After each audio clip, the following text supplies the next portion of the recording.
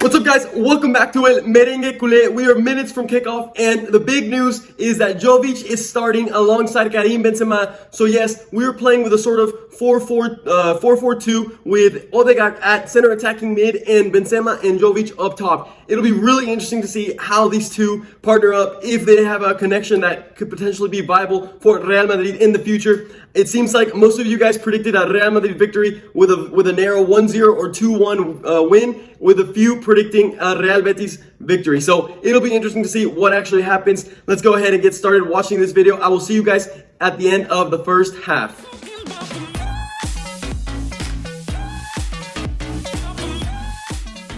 Okay, guys, we are back from another, I think I would say, disheartening half for Real Madrid.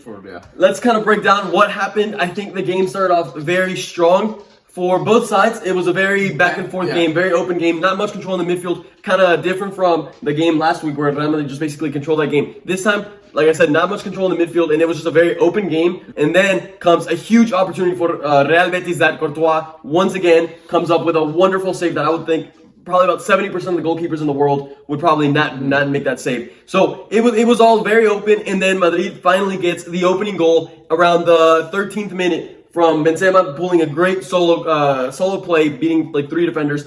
Valverde replaces him at that striker position and taps it in like if he was a striker. So now that I kind of bring up Valverde filling him in, let's kind of discuss how this partnership between Jovic and Benzema has gone so far. What have you seen? So Benzema tends to be playing more like a Messi style, just follow me. Like, he is not afraid to drop in deep, receive the ball, carry it up the field, like build up the play. He's a creator, because he knows Jovic is in the box. And that is something that they missed last game against Real Sociedad. Yeah. It was Benzema trying to create, but then there's no one in the box. Right. And it's just that vacancy resulted in lack of goals. And now, in today's game, it worked really well off the get-go in the first few minutes. And then I feel like Betis started to understand a little bit. Yeah, like I think you mentioned, Betis was kind of stunned at the beginning. They didn't know exactly how to deal with this new formation from Real Madrid because they never run 4-1-2-1-2 with those two strikers. And yes, like you were mentioning right now, I think, you know, obviously because it's a more central formation, they were doing good in that sense, but they lacked width, especially when they had the ball in the defense, and they struggled to break out because they didn't have that width. So in that sense, you were mentioning how, well, maybe Benzema or Odegaard should open up a little to make that transition from winning the ball back in defense to up top a little easier for Real Madrid. And so I think it's in that sense when they got into a span of like 15-20 minutes where Betis really figured them out and completely neutralized their ability to break from the defense. So Real Madrid would win the ball back. Overall, Real Betis started controlling the game for the most part. And when Real Madrid would win the ball back, they couldn't break out. And Betis, that's how they asserted their control. And then comes minute, I believe, 35, where Betis finally, after I think I deserved domination up for like 15 minutes, they finally get a deserved goal, tie it up, and right off the get-go, they get a second goal. One thing we forgot to mention, though, is what happened right after the Benzema goal, which was Ramos pushed up. So Ramos pushed up, as he loves to do every single game, falls to Ramos right on top of the box, misses, not an open goal, but he's in the 6-yard box. Put that away. He's got to put that away. Left foot shot goes wide. Yeah. And again, that was like 2 minutes after the goal. I think if that opportunity goes in, Real Madrid goes up 2-0. Game's not over, but it's starting. It's a different game. I remember when I saw that, I was like, I wonder if this will come back to haunt us, and it's going to be very interesting. One thing I've noticed about, right away before we, I guess, sign off for this first half, one thing I've noticed from Real Betis is that they push up with a lot of numbers. They're attacking with a lot of numbers, and Real Madrid isn't really knowing how to deal with like that overload of attacking. The strikers are doing a really good job on making those runs behind the center backs' backs, and so then they're getting that through ball. So we'll see how Real Madrid deals with this second half. I definitely think that one thing is, we're gonna need to start seeing a little more from Jovic. Yes, we did say that he was providing a lot of space for Benzema to, I guess, do more of his own thing, but Jovic himself isn't really doing anything. It's the type of thing where like any striker could really do that. We need to start seeing Jovic do something. So overall, I haven't really seen too many good things from Jovic. I feel like I've barely seen him touch the ball even. I really can't say much about his actual playing style, rather just what he was bringing to Benzema. But anyways, I really hope Real Madrid can start to find solutions for this, because otherwise it's not looking good. If Real Madrid can keep asserting this dominance over them, I can see them scoring a third goal.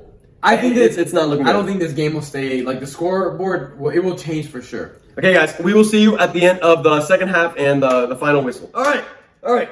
We have a lot to talk about that second half. It was filled with controversial actions. Okay, to begin, Madrid got the perfect start to the half.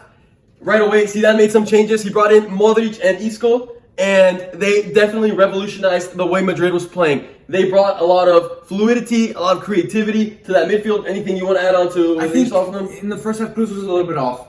Yeah, Cruz definitely didn't look like himself. Modric and Isco came in and basically just added a really good transition from the midfield to the offense, something that maybe Odegaard wasn't as involved. Yeah. But right away from the beginning of the first half, we get Real Madrid gets a very good counterattack via the right-hand side. Carvajal plays a great ball that Benzema was ready to meet, but Emerson comes in and touches it, and it goes inside of the net. So own goal for Real Betis, goal for Real Madrid. It is 2-2, ideal start for Madrid.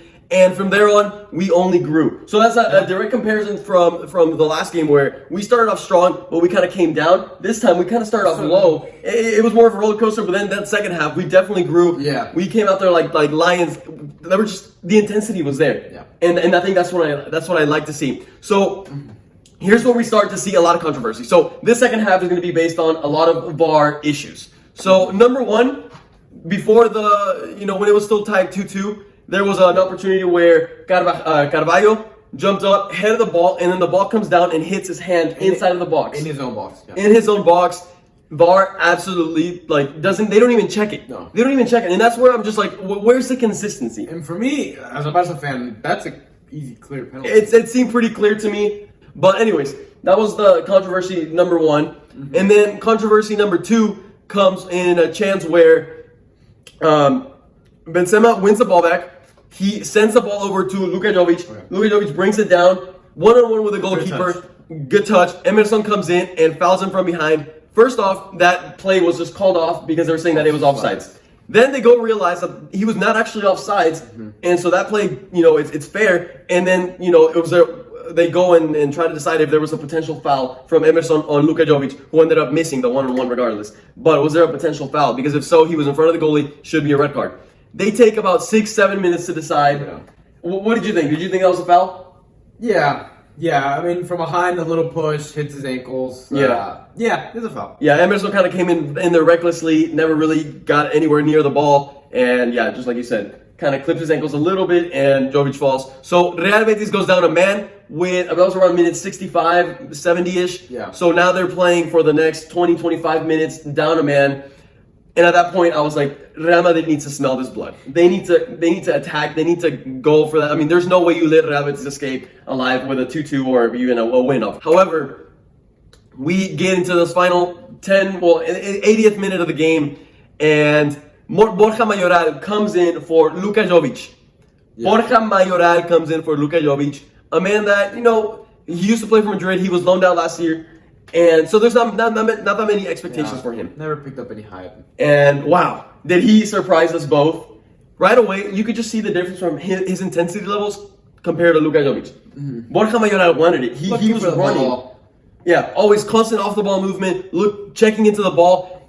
His determination to help defend the lead towards the end. It was absolutely crazy, and I was like, wow, like this is very nice to see. And it's obviously a direct comparison between him and Jovic. Yeah. We saw the change right away. And sure enough, Borja Mayoral, with his determination, fighting for a ball between him and the Betis defender. The Betis defender has his arm, it was Bartra, reaching over Borja Mayoral to try to prevent him. They were already in the box, trying to slow him down. To get the ball. The defender is already falling, and the defender ends up touching the ball with his arm inside the box. At first they didn't call anything. I didn't even see it in the box. Yeah. It just all happened too fast until they finally called it off, or brought it up, and it was checked by VAR. And then after a while, they finally decided that it was a penalty. I know you didn't agree with that too much. Yeah, that one was definitely not as clear as the Carvalho handball. I agree. Bit of maybe controversy that I had was the fact that maybe there was a slight push on Bartra. Maybe Bartra, you could argue that Bartra jumped out. But yes, the ball hit his hand, but I feel like there was a push that wouldn't have happened. Well, like I said, the handball wouldn't have happened. I don't think there was a push because Bartra was already encroaching into his space. If Bartra wasn't running straight, Bartra was already trying to block him. So Mayoral is just running through. And if you see Bartra's already falling. And that's not Mayoral's fault. Barca's already encroaching into his space. He's falling, and on top of that, he touches the ball as he's falling. But you could make the argument that it's not Barca's fault that he got pushed. But he didn't get pushed. That's the thing. Mayoral is just running. He's just running straight. It's Barca that's freaking throwing himself in his area and falling because he can't keep up with him. I don't know. So, I mean, in my opinion, it was a penalty. The penalty ended up being called. Ramos comes in and, I mean, this guy should expect that hits up Panenka again. Again. He has the goalkeepers just losing their minds with what he's going to do. So, that was the 3-2 for Real Madrid, and then they did a great job. They actually gave 8 minutes of it at a time, but Madrid did a great job of just slowing down the game, controlling it. Betis looked out of legs, out of ideas at that point. I mean, they were a man down, 3-2. Yeah, there wasn't really any more opportunities for Real Betis. So overall, I'm very happy that Real Madrid was able to, I think that's like my key to the game, that Real Madrid was able to come back from being down, because that's something last season that we didn't see too much. Real Madrid usually, whenever they went down last year, they didn't have that fire to claw back into the game. So I love to see that they had the intensity and that they went from down here and they grew. They grew, because that's a lot of things that teams sometimes miss. So this is my question to you, and it might just be the same exact answer you just gave us. The first half obviously left you with a bit of a bitter taste. You didn't like the way Madrid was playing. Yeah. If Madrid were to play every game the way they play the second half, how would that make you feel? Did you think they created enough clear chances? They definitely created more chances in the first half and in the second half from last game. So yes, I mean, I'm pleased in the sense of like what they created. However, I still think they can create more. I'm not complacent I'm not fully like satisfied with their play. Okay. I think it was good. I think it's improvement, which is what I want to see. Because in a sense, this is our third preseason game, and I want to see improvement. Okay. So I don't think there was a regression, and that's why I'm happy. I still think obviously that Madrid can improve a little more going forward. Odegaard still has a little work to do in terms of getting, some more chemistry. Not as good of a game compared to last game from last week, but overall, I definitely saw an improvement. Anyways, guys, there was actually no one that predicted this score. Most of you guys said it was going to be a 2-1, 3-1. No one said it was going to be a 3-2 victory for Real Madrid. However, that is 3 points in the bag for Los Merengues. We're going to be waiting now to see what Barcelona does against Villarreal, a Villarreal that is currently number 1 in La Liga. So it's going to be a very, very, very good game. Stay on the lookout. Today we're going to release the pre-game analysis for that video. So make sure you stay on the lookout for that. If you enjoyed this video, please make sure you hit the like button down below. Go check out all of our other videos. And as always, ¡A la Madrid!